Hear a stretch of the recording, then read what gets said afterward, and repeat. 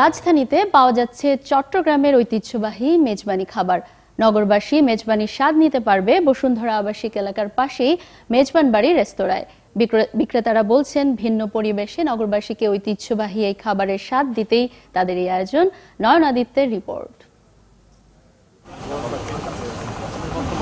দেখে বিয়ে বা সামাজিক কোনো অনুষ্ঠানের আয়োজন মনে হলেও নগরবাসীর জন্য চট্টগ্রামের ঐতিহ্যবাহী মেজবানি খাবারের পসরা সাজিয়েছে মেজবান বাড়ি নামের এই রেস্তোরাঁ।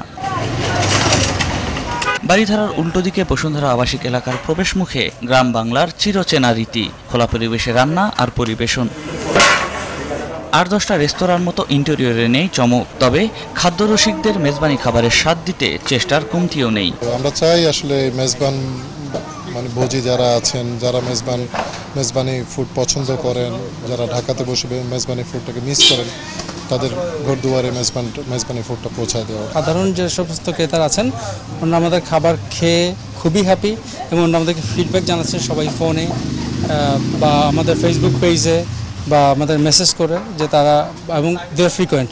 রাজধানীতে বসেই ঐতিহ্যবাহী এমন আয়োজনের স্বাদ নিতে ছুটে আসছেন অনেকেই। চিটাগংয়ের আইটেমগুলো খুব নিউলি কাম আপ করছে ঢাকায়, অনেকেই এক্সপেরিমেন্ট করছে, বাট এখানে আই থট টেস্টস বেটার। অন্যান্য জায়গায় খাওয়া হয়েছে, তো এখানেরটা কিরকম যে ওটা নেওয়ার জন্য আগেও একবার খাওয়া হয়েছে, আবার পুনরায় টেস্ট করার জন্য। বিক্রেতারা বলছেন, ইট পাথরে ঘেরা ব্যস্ত নগরবাসীকে দেশের ঐতিহ্যবাহী খাবারের স্বাদ পরিচয় করিয়ে দেবে মেজবান বাড়ি।